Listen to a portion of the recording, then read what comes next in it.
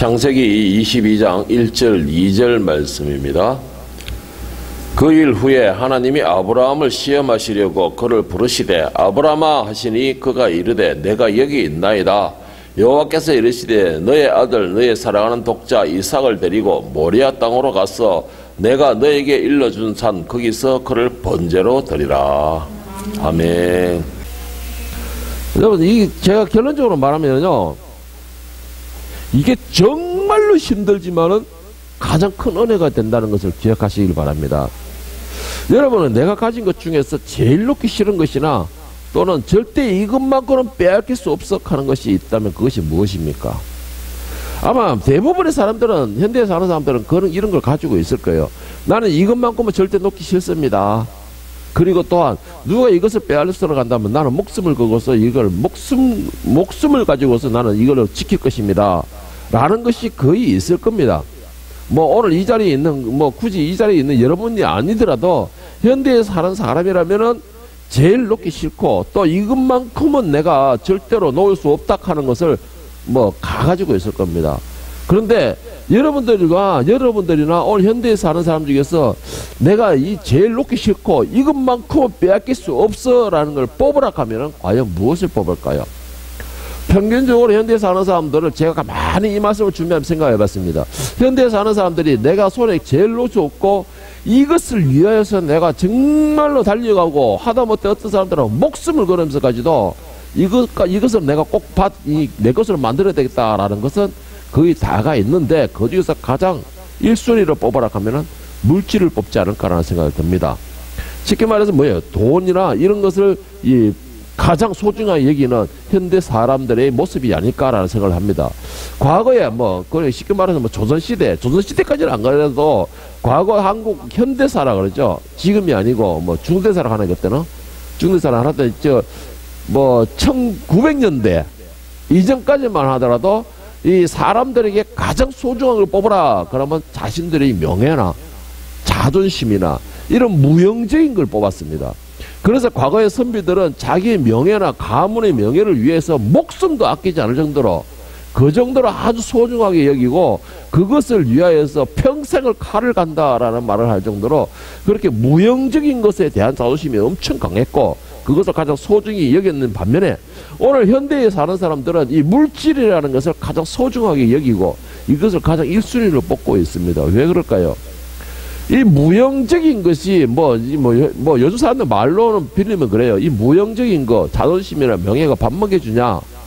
그러나 내가 돈만 있으면 명예도 살 수가 있고 돈만 있으면 권력도 살 수가 있고 돈만 있으면 모든 것 위에 지배하면서 살 수가 있다라는 생각에 의해서 현대 사람들은 이런 무형적인 것에 대한 것보다 유형적인 것, 물질에 대한 것을 더 소중하게 여기는 것입니다. 이런 시대에 와가지고 만약에 깨어있는 목회자들이나 정말 깨어있는 사람들, 설교를 바르게 하는 사람들이 여러분들이 가장 소중한 것을 버릴 수 있어야 됩니다. 그 소중한 것이 물질이 되면 물질을 손에서 놓으세요. 사람이 되면 사람의 손에서 놓으세요. 자식이 되면 자식을 손에서 놓으세요 라고 한다면은 그 말을 하는 사람은 아마 사회적으로 외면을 당하든가 아니면 비난의 대상이 되든가 어찌됐든 그 사람의 앞날의 길은 고난의 길이 될 것이라 저는 생각을 합니다. 그런데 중요한 거는 저는 비록 제가 고난의 길이고 비난의 그 순간이 오고 사람들에게 외면을 당한다 할지라도 저는 오늘 여러분들에게 꼭 부탁드리고 싶고 필히 이것은 돼야 된다 하는 것은 말씀드리고 싶은 것은 바로 여러분들이 가장 소중하게 여기는 거 손에 꽉 쥐고서 이거를 놓으면 죽는다 나는 이것을 놓아서는 절대 없어 내 목숨과도 같은 것이야 라는 거 그것을 손에 놓을 수 있기를 바랍니다. 그렇다고 해가지고 여러분의 손에 탁 잡고 있는 예수님을 버리라 이 말은 아닙니다.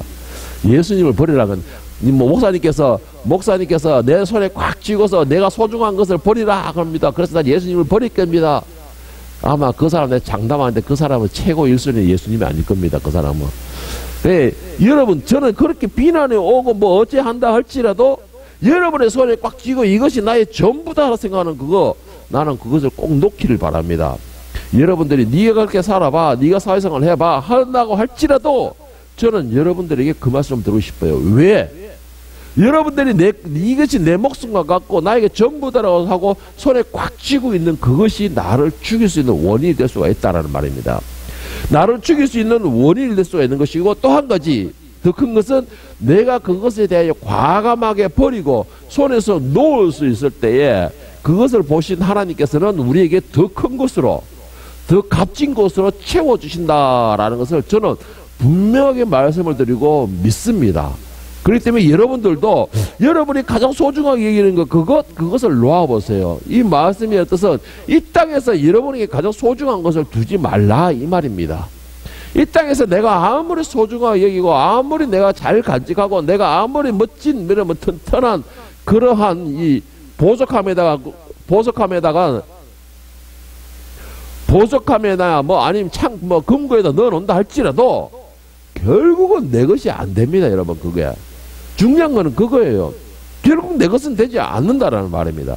그럴 것 같으면 차라리 내가 스스로 내려놓으세요. 내가 스스로 내려놓는 것이 하나님께 기쁨이 될 수가 있습니다. 그러면 하나님께서는 더 큰 것으로 우리에게 채워주시는 것입니다. 여러분들이 이런 준비가 되었을 때에 하나님께서는 더 큰 것으로 채워주시는 겁니다. 여러분들이 이런 준비가 되었을 때에 여러분의 모든 주관을 하나님께서 하시게 되는 겁니다.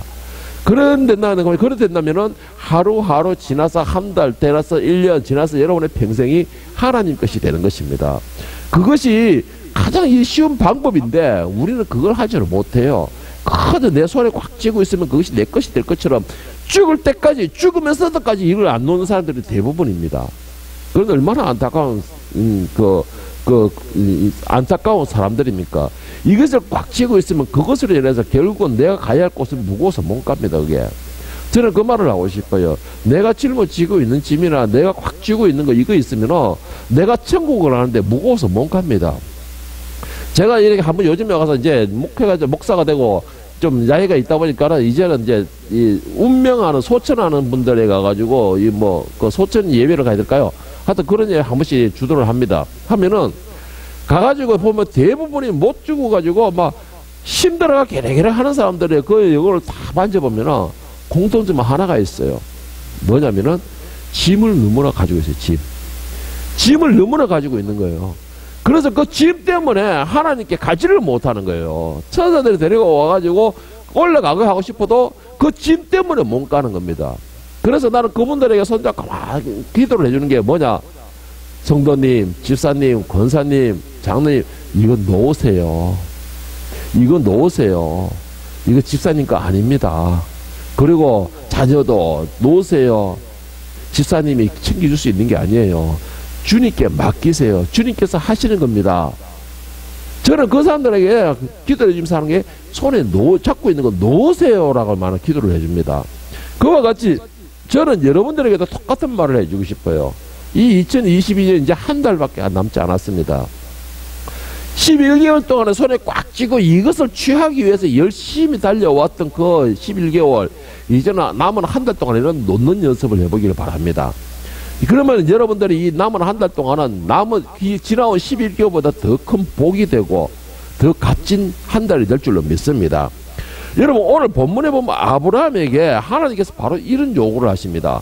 네 손에 꽉 쥐고 있는 거, 너의 가장 소중한 거, 이것을 놔라. 이런 요구를 하시게 됩니다. 이 아브라함의 시대에 있던 당시의 풍습으로는 후손을 잇는다, 정말 대를 잇는다. 이것은 자신의 재산이나 자신의 어떤 것보다 가장 소중하면서도, 자신이 가진 그 어떤 것보다 소중하면서도 또한 자신들이 그 집안에서는 가장 큰 힘이 될 수 있는 존재가 바로 한 집안의 대를 잇는 후손입니다. 그런데 문제는 뭐냐면 아브라함은 99세가 되던 동안에 그 후손이 없었어요. 쉽게 말해서 적통이 없었다는 거예요. 적통. 그러니까 적통이라는 게 뭐예요? 아브라함과 사라 사이에서 하나님이 인정하시는 그 정색적인 부부 관계에서 이어지는 그 후손이 없었다, 이 말입니다. 그런데 하나님께서 99세에 하나님께서 아브라함에게 이 후손을 주셨고, 그래서 아브라함이 100세 때에 사라가 90세 때에 드디어 이 적통인 이삭을 만나게 됩니다. 자, 창세기 21장 5절 7절에 보면 아브라함이 그의 적통인, 그의 본처인 조간직자인 사라의 몸에서 이삭을 낳을 때에 아브라함의 나이와 함께 그 90세에 아들을 낳았던 사라의 이 심령과 하나님을 찬양하는 장면이 나옵니다. 아브라함이 아들을 보았을 때에 그의 나이가 100살이었더라. 사라가 혼자서 말하였다. 하나님이 나에게 웃음을 주셨구나.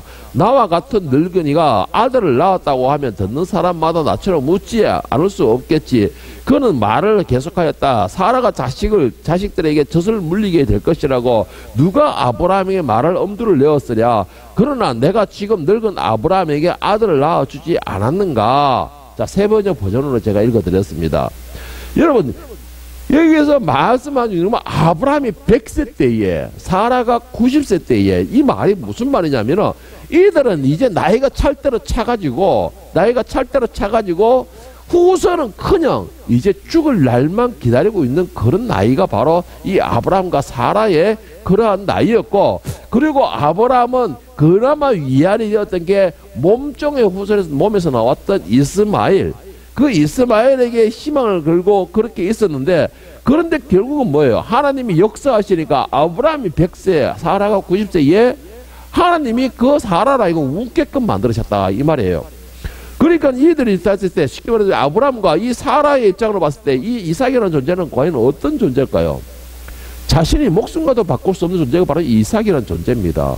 그리고 그 당시에 아브라함은 주변에서 엄청난 부를 축적한 사람인데 자신이 모든 재산을 다 주었어더라도 바꿀 수 없는 존재가 바로 이 늙게 낳은 넋두기 이삭이라는 존재가 됩니다. 그런 이삭이라는 존재에게 이 이삭에게 하나님께서 천청병력과 같은 그러한 명령을 내리십니다. 정말 이 사라가 얼마나 그동안에 치욕적이고 모욕적인 삶을 살았습니까? 그가 정년 그 당시로선 여성으로선 당연히 해야 될 의무와 같은 그 후손을 낳지도 못하였으며, 그것도 모자라가지고 자신이 몸종을 통해서 아들을 낳게 하여 주인의 은혜를 잊게 했는데, 그 몸종이 그 주인을 구박하고 그런 아주 비참한 상황에 있는 가운데에 이 사라가 그 아들을 낳았으니까 그 아들이 그런 존재가 과연 어떤 존재겠습니까? 아브라함보다는 사라에게 더 큰 존재가 된다는 것이죠. 그러니까는 이 사라라 이거 이삭은 자신이 자존심을 살려준 존재인 뿐더러 또한 것이 뭐예요? 자신을 향하여금 어깨를 펼 수 있게끔 그런 자부심과 자존심을 살려준 유일한 존재이기 때문에 이 사라의 이 평생에 이삭에게 모든 걸 쏟아붓는 겁니다. 그런 존재가 바로 이 이삭이라는 존재예요. 그런데 심각한 문제가 생길 겁니다. 뭐냐? 바로 하나님께서 오늘 아브라함에게 심각한 명령을 하십니다. 제가 지금 오늘 이 말씀을 드리는 거는 뭐 아브라함과 사라가 믿음이 좋아서 아들 이삭을 늙음하게 낳아서 복을 누렸으면 이걸 나누고자 하는 것이 아닙니다. 이거는 워낙 널리 알려진 있는 내용이라서 여러분들도 잘 알고 있는 것이고, 뭐 그러면 아이고 또 그 내용이 그냥 나오겠네 이렇게 속으로 눈은 나를 쳐다보지만은 속으로는 그런 생각하면서 뭐 저 어디 가서 어디로 한번 가볼까, 저녁에 뭘 먹을까 이런 생각을 하고 있을 것 같으니까, 제가 말씀드린 건 아브라함과 사라가 늙음하게 아들을 낳았다. 그리고 하나님의 은혜를 입었다. 이걸 나누고자 하는 게 아니에요. 오늘 우리가 나누고자 하는 말씀은 바로 그 이후에 나눈 문제인 것입니다. 그 후의 문제가 뭐냐니까, 아브라함과 사라에게는 자신의 목숨과 같고 자기의 전 재산을 다 줬어도 바꿀 수 없고, 정말 눈에 뭐 어른들 하는 말은 눈에 넣으면은 뭐 눈에 넣고 싶다 하고 뭐 불면 날아갈까 뭐 건들면 뭐 깨질까 싶어 그렇게 키우는 그 아들 이삭에 대하여 하나님이 주문을 하시는 겁니다. 자, 오늘 본문 말씀 22장 창세기 22장 1절에 4절 말씀을 다시 한번 보는데 제가 쉬운 성경으로 읽어드릴게요. 이 일들이 있은 뒤에 하나님께서 아브라함의 믿음을 시험하셨습니다. 하나님께서 아브라함아 하고 부르시자 아브라함이 예, 제가 여기 있습니다 라고 대답을 했습니다. 여호와께서 말씀하셨습니다. 너는 사랑하는 아들 이삭을 데리고 모리아 땅으로 가거라. 내가 너에게 일러주는 산에서 너의 아들을 잡아 태워드리는 제물로 번제물로 바쳐라. 아브라함은 아침 일찍 일어나 나귀의 안장을 얹었습니다. 아브라함은 태워드리는 제사인 번제에 쓸 장작을 준비한 다음에 이삭과 두 종을 데리고 길을 떠났습니다. 그들은 하나님께서 일러주신 곳으로 갔습니다. 3일째 되는 날 아브라함이 눈을 들어보니 멀리 그곳이 보였습니다. 저는 여기에서 참 두 가지를 한번 생각해 보고 싶어요. 첫째는 뭐냐? 하나님께서 늙음하게 주셨던 그 아들을 번제로 드리라 했다는 게 좀 죄송한 말씀이지만 하나님께서 너무 오래 사시다 보니까는 이 노망이 드셨는가? 그럼 왜 주셨냐는 것이죠. 그내 번제를 드리라. 그런데 번제를 드린다는 게 어떤 건지 아십니까? 그거는 좀 이따 제가 성경으로서 제가 다시 읽어드릴게요. 번제로 그것도 그냥 드리라는 것도 아니고 네 그 아들을 내 종으로 삼으라 너의 후손이 아니고 내 종으로 삼 이렇게 했다 아니고 번제로 드리라는 것이고 중요한 또 두 번째가 뭐냐면은 3절 말씀입니다. 아브라함은 아침 일찍 일어나 나귀의 안장을 얹었습니다. 이게 제정신이 아닌 것 같아요. 제가 볼 때는 제정신이 아닌 것 같아요. 지금 이 나이에 이삭의 나이가 10대 후반에서 20대 어떤 사람은 20대 초반쯤 된다까 이렇게까지 이야기를 하고 있을 정도면 최소한 아브라함의 나이가 120세는 된다는 뜻이겠죠. 그러니까 120살이 되니까 이 아브라함도 지금 요즘 말로 하면 치맥기가 좀 왔는가 봐. 하나님께서 너의 사랑아들, 너의 목숨과 같은 아들, 정말 네가 종기종기 오냐 내 머리에 하는 그런 아들, 그 아들을 번제로 드리라니까요. 아브라함이 이렇다 말이 없어요. 하나님 미쳤어요. 돌았어요. 제정신이에요. 나이가 오래다니까 내보다 더해요. 이런 식으로 반항했다는 말이 없고 3절 2절의 말씀에 번제물을 바쳐라 하나님께서 명령하시니까 3절을 봐서 바로 나오기를 아브라함은 아침 일찍 일어나 나귀의 안장을 얹었다. 그리고 번제 준비를 해가지고 갔다. 저는 이것도 이해가 되지 않습니다. 그러니까 여기서 오늘 본문 말씀에서 두 가지가 다 이해가 안 되는 거예요. 하나님께서 주셔가지고 지금까지 열심히 오냐오냐 키웠던 그 아이들을 번제로 바치라는 것도 이해가 되지 않고 3절의 말씀에 하나님이 그렇게 명령하셨다고 해가지고 아브라함이 아들을 데리고서 정작을 짓고서 횃불 들고서 갔다는 것도 이해가 되지 않는 겁니다. 여러분 상식으로 이해 갑니까 그게? 물론 여러분들이 이해가 가겠죠. 워낙 믿음이 좋으셔가지고 이해 가겠지만 아버지의 입장인 제 입장에서는 성경에 기록되어 있고 결과가 나와 있지만 아버지 제 입장에서 생각할 때에 저는 도저히 이해가 되지 않습니다.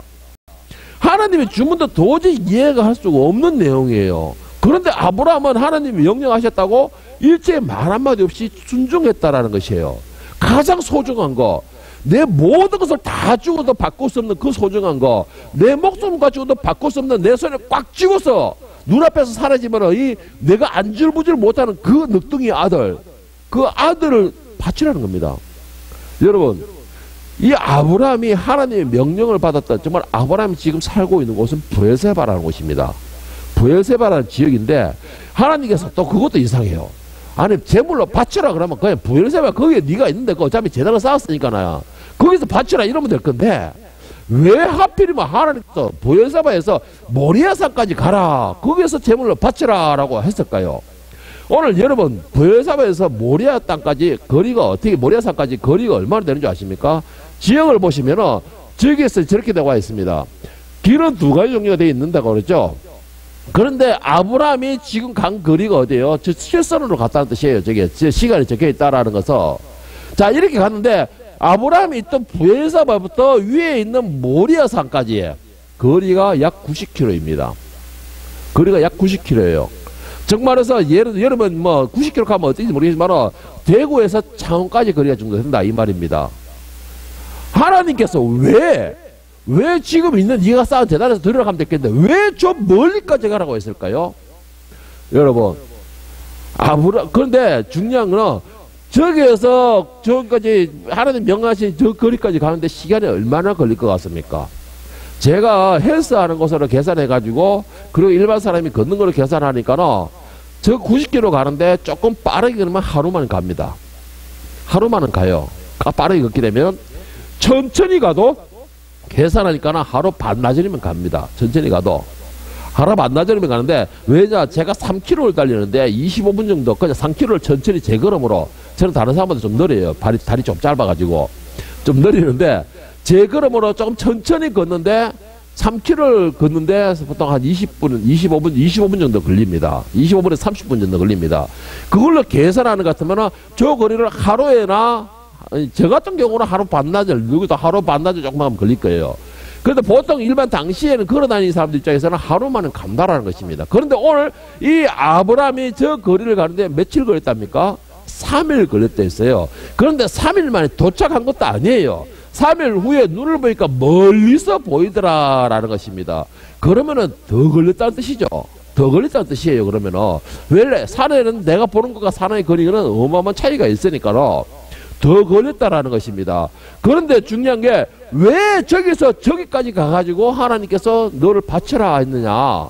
그리고 또 한 가지 중요한 거요. 하나님께서 주문하신 제사 방식이 뭐예요? 번제로 태워드리라 했습니다. 번제로 태워드린다는 말이 어떤 식이냐. 레위기 1장 6절에서 9절에 보면 번제로 드리는 방법에서 쉽게 설명을 하고 있는데 쉬운 성경으로 제가 읽어드릴게요. 여러분 잘 한번 이거 들어보세요. 번제를 드린다는 게 어떤 것을 말하느냐. 제물을 바치는 사람은 짐승을 가죽을 벗기고 그 몸을 여러 부분을 잘라라. 제사장은 제단 위에 불을 피우고 그 위에 장작을 올려놓아라. 제사장은 짐승의 머리와 기름과 자른 부분들을 제단 위에 피운 장작 위에 올려놓아라. 제물을 바치는 사람이 짐승의 내장과 다리를 물로 씻어주면 제사장은 짐승 전체를 제단 위에 태워 번제로 드리라. 이것은 불로 태워 바치는 화제이며 그 냄새가 여호와를 기쁘게 한다. 자, 이해 가십니까? 번제로 하나님 명령하신 이삭을 네가 이렇게 번제로 드리라 하는 그 번제의 형태가 어떤 것인지 여러분 이해 가십니까? 한마디로 말하면 내장도 드러내고 가죽도 벗기고 막 모든 것을 토막을 다 내고 그리고 씻어내고 그 다음에 여러분 이게 상상이 가십니까? 제가 말씀드리는 거는 이것을 내장을 드러내고 각을 뜨고 자르고 이것을 말하는 게 아니에요. 아브라함이 누구죠? 이삭의 아버지예요. 그 번제물의 제물이 누구죠? 아브라함의 찢고 볶고 하나밖에 없는 100살에 그것도 100살에 낳았던 것이고 사라는 자기 목숨을 가지고서 지키고 있는 그 아들이고 그런 아들을 아버지는 아브라함이 이삭을 이거 어떻게 하라는 겁니까? 그냥 각지게 죽이라는 게 아니에요. 그 아들을 번제로 드리라 하는 주문을 했어요. 정말해서 아들을 목도 잘라내고 딱 잘라내고 뭐 잘라내가지고 드러내고 그 다음에 씻어가지고 아버지가 아들에게 그렇게 하라는 겁니다. 아버지가 아들을 그런 식으로 하라는 거예요. 그래가 번제를 드리라는 겁니다. 지금 하나님의 명령은 바로 그거예요. 하나님께서 명령하신 거 이삭을 제물을 바치라 이 방법. 정말 무슨 말이냐? 한마디로 말하면 아브라함과 하여금 아버지의 정과 아들에 대한 사랑 모든 것을 다 버리고 아브라함 너는 나만 보고 나만 믿고 내 말만 듣고 내 명령이면 순종해라. 하나님 명령은 지금 이겁니다. 아브라함에게 주문하는 건 이거예요. 네가 그동안 각을 뜨고 뭐고 이것도 있고 이 모든 것도 있고 더군다나 3일이나 걸려서 가는 저 먼 거리를 그냥 네가 재물을 데리고 가가지고 거기서 드려라. 이거는 제가 개인적으로 볼 때 하나님 정말 이거는 비인격적이도 잔인하면서도 정말 극한 상황의 그런 주문인 겁니다. 정말 아브라함으로서는 최악의 악과 그 악의 상황 주문이 바로 이 지금 하나님이 주문하시는 거예요. 번제를 어떻게 드리냐는 거 아브라함도 잘 알아요. 그런데 3일 동안을 그 아들과 같이 가는 겁니다. 뭐하러? 제사를 드리러 가는 겁니다. 3일을. 아브라함은 그 마음속에 머릿속에 어떤 생각이 들었을까요? 그 3일 동안 같이 걷고 있는 그 모습을 보고 그 아브라함에게 그 이삭에 대한 마음이 평소에 지금까지 살아왔던 그 마음과는 또 어떤 마음이 들까요? 상상을 해보세요, 여러분. 이게 가능한 일인지. 아브라함이 제가 생각할 때 지금 아브라함 마음은 이런 생각이 들어요. 저도 저런 생각이 드니까는. 저도 제 딸들밖에 없지만 딸들 뭐 하나 딱 다친다. 뭐 누가 한 소리 했다. 뭐 누가 욕을 했다. 그러면 제가 눈이 뒤집힙니다, 제가. 정말 눈이 뒤집혀요. 실제로 큰딸에게는 그렇게 해가지고 지금 경력이 중간에 잘려버리고 뭐 그런 식으로 이상하게 되어버렸지만은 내가 지금 그걸 엄청 후회하고 있지만은 여러분 아버지 입장에서는 이게 눈이 뒤집힙니다, 저도. 그런데 아브라함은 갔는데 중요한 게 뭐예요? 3일 길을 가면서 아브라함은 어떤 생각을 했을까요? 이런 생각 들지 않았을까요? 제가 생각했을 때 혹시 하나님께서 이제라도 마음 바뀌지 않으셨을까? 약간 치맥기가 있으시더라도 하나님이 제정신으로 돌아와서 이제라도 좀 마음이 바뀌지 않으셨을까? 이런 마음도 들었을 것이고 한편으로는 하나님 나 3일 길을 여기까지 왔습니다. 3일 길을 여기까지 하나님 말씀에 순종해서 왔습니다. 이 정도면 하나님 내 믿음을 이제 아시겠죠. 내가 얼마나 하나님을 사랑하는지 아시겠죠. 이런 마음이 들지 않았을까요? 아마 여기서 웃는 거는 나도 그런 기도를 많이 했습니다라는 그런 동정감을 가지고 있는 것 같은데 여러분 묻는 사람은 솔직한 사람이고, 왜? 저도 그렇게 해왔기 때문에. 저도 그렇게 해왔기 때문에. 목회 생활을 하면서 하나님, 이 정도면은 내가 그래도 순종했잖아요. 제가 신학을 다니면서 제발 잘라달라 할 때, 하나님 여기까지 왔으면 내가 그래도 순종하기를 노력했잖아요. 여기까지 왔으면 안 됐습니까? 라는 적당한 타협적인 거.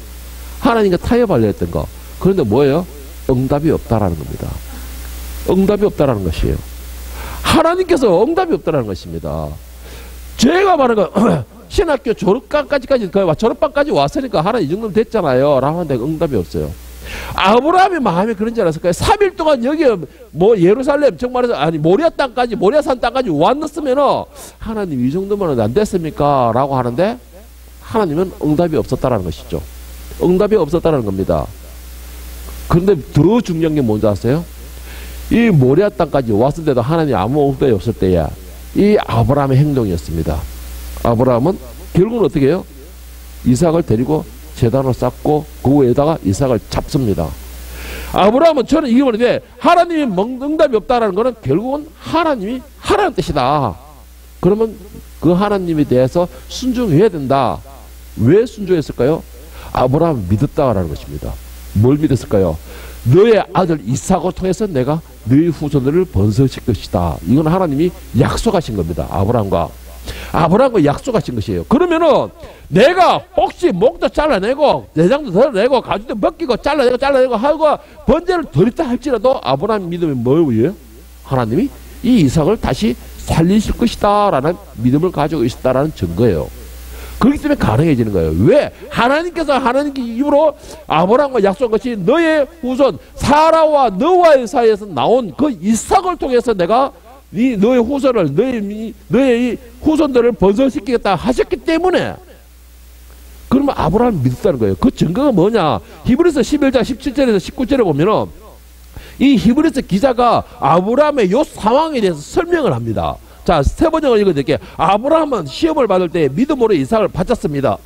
더구나 약속을 받은 그가 그의 외아들을 기꺼이 바치려 했던 것입니다. 일찍이 하나님께서 아브라함에게 말씀하시기를 이삭에게서 내 자손이라 불릴 자손들이 태어날 것이다. 이게 하나님 약속하신 거예요. 이건 히브리서 기자가 말하는 게 아니고 하나님께서 아브라함에게 말씀하시기를 이삭에게서 너의 자손이라 불릴 자손들이 태어날 것이다 하셨습니다. 하나님께서는 이삭을 죽은 사람들 가운데서 되살릴 수 있다고 아브라함은 생각했던 것입니다. 그러므로 비유하자면 아브라함은 이삭을 죽은 사람들 가운데서 대받은 것입니다. 왜?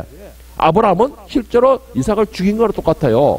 묶어가지고 칼을 들어가 찌르려 했었기 때문에 찌르려고 할 때 하나님이 급하게 아브라함아 하고 부르셔가지고 세웠기 때문에 실제로 아브라함은 이삭을 제물로 바친 것이에요. 그리고 이삭은 어떻게 했다는 거예요? 다시 부활하는 역사가 일어난 것입니다. 하나님이 다시 되살린 것이라는 거예요. 아브라함의 믿음대로 죽은 이삭을 살려낸 것입니다. 그래서 이 신약에서 많은 성경학자들은 이삭을 예수님의 전조의 모습으로 나타내고 있다라는 거예요. 왜? 죽은 자 가운데서 살아났기 때문에. 어쨌든 아브라함의 믿음은 바로 이것이 용기와 담대함이라는 것입니다. 아브라함의 믿음은 내가 가장 소중했던 그 이삭을 내 손에서 놓을 수 있다는 거, 여러분 이거 가능할 것 같아요? 여러분 한번 생각을 해보세요. 이거는 어마어마한 용기가 필요합니다. 결단력이 필요해요. 그러면 함께 하나님에 대한 믿음에 대한 담대함이 필요합니다. 내가 실행을 해야 되니까는 담대함이 필요해요. 여러분 어떻게 여기서 한번 생각을 해보세요. 어떻게 이것을 이렇게 할 수 있을까? 그리고 또 한 가지, 어떻게 해야 이렇게 할 수가 있을까? 어떻게 이걸 버릴 수가 있고 어떻게 이렇게 할 수가 있을 거야? 여러분 한번 생각을 해보세요. 어떻게 하면 이렇게 할 수가 있을까요? 제가 이걸 두 가지로 한번 정의를 해봤습니다. 주님, 내가 무엇을 버려야겠습니까? 그러면 내가 무엇을 버려야겠습니까? 우리 이런 질문 잘하겠죠. 내가 손에 꽉 쥐고 뒤에 담가서 하나님 나에게서 뭘 버리기를 원하십니까? 내가 손에 꽉 쥐고 안 보이는 것처럼 해가지고 뭘 버려야 되기를 원합니까? 그러면은 그거 버리라 하는데 어떻게 버릴 수 있습니까? 라고 모르는 척 하면서 잡아요. 그냥 여기 있습니다. 상담하면 되는데 요게 참 어려워요. 사람들 정말 어렵습니다. 그래, 맞아요. 벌벌 떨면서 이거 놓으면 나 죽습니다 하나님. 옛날에 제가 신학을 할 때 하나님께서 이제 너 내 종대라 하는데 그때 사업하고 있을 때니까 그 사업장도 처리해. 네 동생이 기다리고 있어. 주워버려. 그러면서 내가 딱 보여야 돼. 그것도 하나님이 이상하게 내 운전하고 있는데 더 환상 그런 거 보여주시는 거예요. 어떤 거 보여주시냐? 내가 깜깜한데 진짜 얼마나 실 하나 붙들고서 그거 살겠다고 붙들고 살겠다고 매덕처럼 매달려 있는 겁니다. 그거 붙들고 있어서 살군 줄 알고. 그래서 이걸 꽉 붙들고 있는 거예요. 그런데 위에서 무슨 들리기를 놔. 그런 게. 하나님 나 이거 놓으면 죽어요. 밑에 아무것도 안 보이잖아요. 죽어요. 하나님 내 종대라면서요. 그런데 놔 그러는 거예요. 아무것도 안 보이는데요. 왜 놀아갑니까? 요거라도 자꾸 니 그거 뭘 자꾸 니 생명 살려줄 것 같느냐 그 가는 실이 놔. 그래서 얘가 탁 놨어요. 탁 나니까 헉 이러고 되는 거예요. 헉 이러고 되는 거예요. 왜? 내가 놓아라 했잖아. 여러분 초월해서 어떻게 하면 내가 놓을 수 있습니까? 무엇을 넣어야 됩니까? 뒤에 감춘 것을 놓으라는 거예요. 뒤에 감춘 것을 놓으라는 겁니다. 내가 뒤에 감췄다는 것은 내한테 가장 소중하다는 뜻이에요. 남에게 들키기 싫다는 것이고 남에게 보여주기 싫다는 것입니다. 그것을 놓으라는 것인데 자 어떻게 했냐? 여러분 내가 버려야 할 것 중에서 가장 소중한 것 정말해서 내가 가지고 있는 것 중에서 내 것이다 생각하는 거 내 것이라고 생각하는 거 내 것이 눈피하는 거 봐요. 저기. 바로 눈피해버리네. 내 것이라 생각 정말 내 소유권을 버리시길 바랍니다. 내 소유권을 먼저 버리세요. 내 소유권을 버리지 않는다면 내 손에 꽉 쥐고 있는 거 절대 못 버려요. 물질이 소유권을 가지고 있습니까? 자식에 대한 소유권을 가지고 있습니까? 직업에 대한 소유권을 가지고 있습니까? 명예에 대한 소유권을 가지고 있습니까? 소유권은 내 것이라는 것을 먼저 버려놓으세요. 지금 말해서 무슨 말이냐? 이것 또한 누구 것이다? 하나님의 것이다. 하나님의 것이다. 아브라함이 이삭을 바칠 수 있었던 거는 아브라함이 하나님께서 나에게 주셔가지고 내 몸으로 해서 나왔지만은 이삭을 내 하나님께서 역사하셔가지고 늙음하게 주셨지만 우리 몸으로 통해 주셨지만은 이삭의 주인은 누구냐? 하나님이시라는 거예요.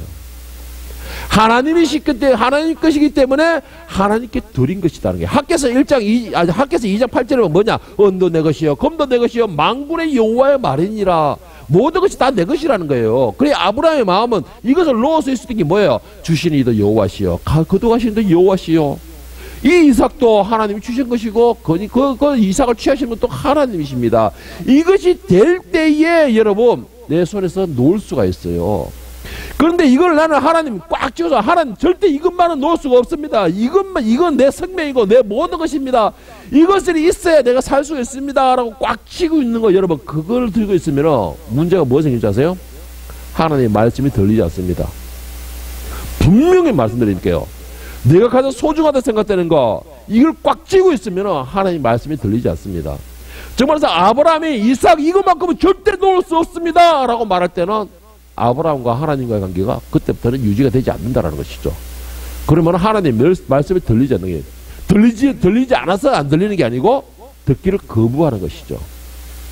듣기를 거부하는 것입니다. 내 것이라고 생각하는 그 모든 것 그걸 꽉 쥐고 있는 그것을 가지고 먼저 놓으세요.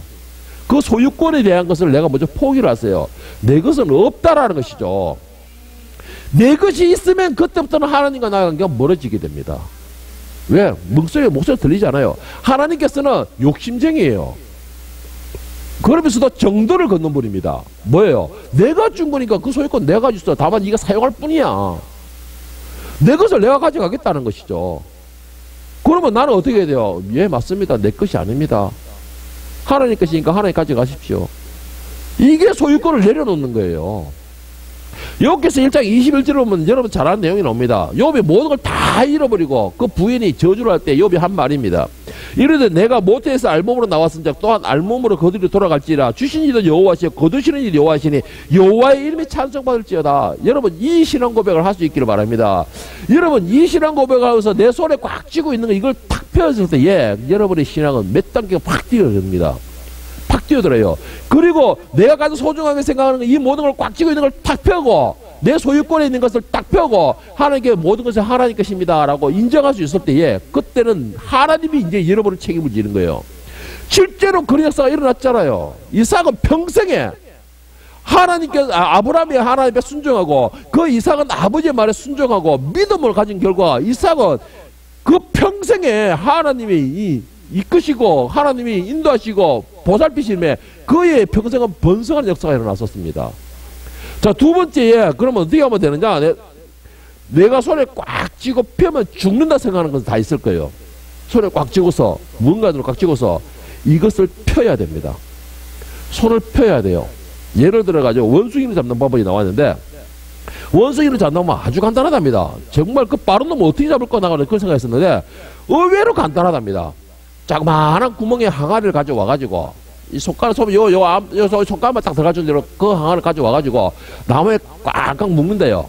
절대 못 풀게 꽉 묶고는 그 안에다가 땅콩을 딱 넣어 놓는답니다. 그러면은 원숭이가 그걸 먹겠다고 손에 딱 집어넣었다가 땅콩을 확 쥐고는 뼈려간데 안 빠지는 거예요.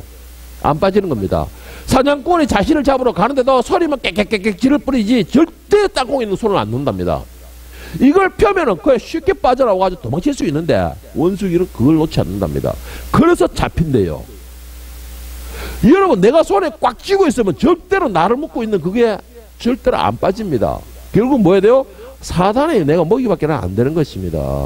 야고보서 1장 14절 15절에 보면 세 번째로 이러면 사람이 시험을 당하는 것은 각각 자기의 욕심에 이끌려 게임에 빠지기 때문입니다. 욕심이 잉태하면 죄를 낳게 되고 죄가 자라면 죽음을 낳습니다. 했습니다.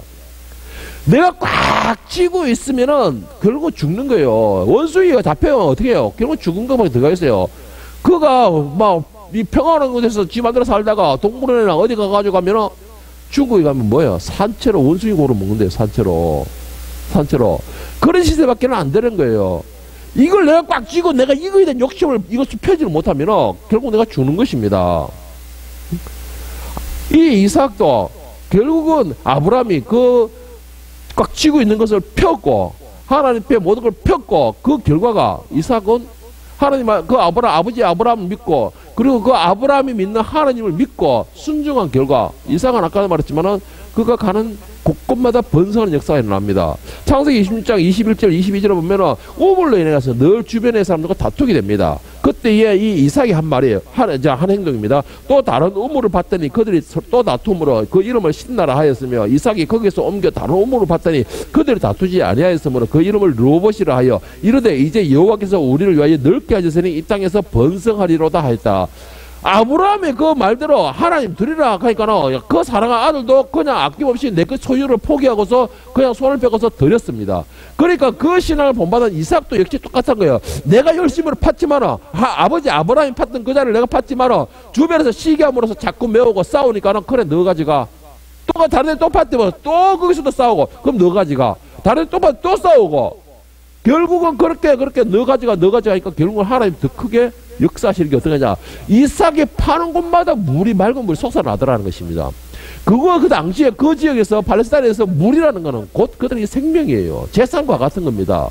그러니까 물을 함부로 뭐 웅덩이에 판내서 물이 잘로 우리나라에서 막 나오고 그러지는 않는다는 것이죠. 그런데 아브라함이 파는 곳마다 물이 솟아난다는 것이죠. 왜? 하나님이 그를 붙드시는 거예요. 내 것이 아니니까 하나님이 영광 가리기 위해서 싸우기 싫다라는 것입니다. 그러면 가져가. 그러니까 하나님이 더 큰 역사를 일으키시는 겁니다. 여러분, 이 세상에 내 것은 없다는 걸 고백하시길 바랍니다. 내 것이 있는 순간에 대신에 하나님을 놓게 됩니다. 내 것이라고 꽉 붙들고 있는 그 순간에 결국 사단이 나를 잡아먹어요. 내 것이라고 꽉 붙들고 있으면 원숭이가 잡히듯이 내가 잡혀먹힙니다. 그러면 저는 여러분에게 꽉 부탁드리고 싶은 것이 있습니다. 내 것을 가지지 마세요. 이 세상에 내 것은 없습니다. 그 내 것이라는 소유권을 먼저 하나님 앞에 내려놓기를 바랍니다. 여러분이 입고 있는 옷이나 여러분이 가지고 있는 그 푼돈이나 모든 것에 대하여서 내 것이라는 생각을 가지 마세요. 특히 여러분이 간절히 부탁드리고 싶은 거 물질에 매이지 마세요. 물질은 우리 모든 악의 가장 근본이 되고 물질은 제가 분명히 말씀드리지만 나를 죽일 수 있는데 가장 앞장서는 존재가 바로 물질이라는 존재입니다. 참 이거 진짜 이제 요즘에 내가 안 하려고 참 내가 이 자제를 많이 하는데 변희사를 보면 내가 존경하는 이유가 거기 있어요. 존경하는 이유가 자기 수입에 내가 한 날 대놓고 물었어요. 자기 수입의 반이 좀 넘습니다 이렇게 하는 거예요. 그 수입이 어마어마하거든요. 12월째를 다 보내는 거 보면 12월째를 저한테 보내오는데 12월째를 보는 거 보면 진짜 어마어마합니다. 그런데 그 수입의 반을 갖다가 하나님께 드리고 있습니다. 막 온 거 다 뿌리냐 필요한데 다 뿌려주는 거예요. 하나님 나라를 위해서. 내 그 물질이 내가 한 달 동안에 고생해서 벌었다 내 것이다 라고 생각한다면 절대 그럴 수가 없죠. 절대 그럴 수가 없어요. 여러분 가수 선이라는 사람 있죠. 그 사람이 처음에 한 사람이 불쌍해서 섬기고 10,000원에서 시작했답니다. 10,000원에서 10,000원에서 해가지고, 필요해서 주고 했던 게, 요번에 유퀴즈인가 어디서 나와가지고, 유재석이가 결론을 내려가지고, 시연이 지금까지, 봉상 금액이 얼마냐고 계산하니까 55억이 되더랍니다. 시연이 지금까지 쓴 돈이 55억이 된다는 거예요. 그랬더만, 유재석이도 참 많이 이렇게, 성기는데 한다고 들었는데, 유재석이 깜짝 놀라는 거예요. 그런데 그 말을 듣던 시연도, 그렇게나 돼요? 라고 자신도 놀라는 겁니다. 자신도 55억이 된 줄 몰랐답니다. 그런데도 지금도, 이렇게, 독립운동자 중에서 교인들 있잖아요. 그 다음에 많았어요. 독립운동하는 사람들, 교인들이. 그 후손들이 너무나 가난해서니까 지금도 그 집 지어주는데 또 앞장서고 있다는 겁니다. 그리고 세연이 그 아이들을 위한 병원도 세웠대요. 물론 자기 돈은 10,000원인가 그래도 시작했다 하대. 그런데 시작을 하니까 내 것이 아니고 시작을 하니까 세워지더라는 것입니다. 여러분, 나를 죽일 수 있는 가장 기본적인 게 뭐냐? 저는 말하고 싶은 게 물질입니다. 명예도 아니에요. 자존심도 아닙니다. 지금 나를 죽이고 하나님과 관계를 가장 멀리하고 하나님의 음성을 가장 들리지 않게 하고 하나님의 말씀을 가장 무시하게 하는 게 가장 1순위가 물질입니다. 손에서 놓으시기 바랍니다. 물론 여기 있는 분들은 그런 분들이 대부분 없는 걸로 하고 있어요. 대부분 없는 걸로 하고 있는데, 여러분, 물질은 나를 깜빡하게 만들고 하나님의 음성조차도 가려지게 만들어요. 그러면 여러분, 그 사람은 길이 정해졌어요. 하나님의 음성이, 내가 손에 꽉 찡물해서 하나님의 음성이 들리던다면 그 사람의 길은 이미 정해졌어요. 비참한 최후예요. 그래, 여러분, 제가 간절히 부탁드리고 싶습니다. 꽉 쥐고 있다는 그거, 내 소유권을 먼저 버리세요. 그리고 꽉 쥐고서 이것만은 절대 놓을 수 없습니다. 아브라함을 말하지만 이삭 이것만은 절대 놓을 수 없습니다. 하나님 주신 이 모든 것을 다 거두가도 좋으니까 얘만큼은 안 됩니다 하는 그것부터 놓으세요. 그걸 놓을 때에 하나님이 더 소중하고 더 값진 것, 더 은혜로운 것으로 채워주신다는 걸 믿으시길 바랍니다. 2022년 한 해 아직도 내 목표를 달리고 있습니까? 아직도 내 목표를 다 이루지 못하겠다고 이것만큼은 내가 꼭 이루고 싶습니다라고 꽉 쥐고 있는 게 있습니까? 내려놓으시길 바랍니다. 이제 한 달밖에 남지 않았습니다. 이 한 달 동안에는 하나님, 어떻게 하면 하나님 영광 돌릴까? 어떻게 하면 하나님 기뻐하는 마무리를 할 수 있을까? 내 것도 아니고 하나님 것이니 하나님, 모든 영광은 하나님, 모든 내 것은 하나님 것, 이런 고백을 하면서 이 한 해를 정말 은혜롭게, 정말 감사함으로 마무리함으로써 여러분들이 하나님의 자녀이며 하늘의 상속권자이며 또한 하나님이 부어주시는 더 큰 복을 누릴 자격이 된다라는 것을 증명할 수 있기를 예수님의 이름으로 간절히 축원합니다.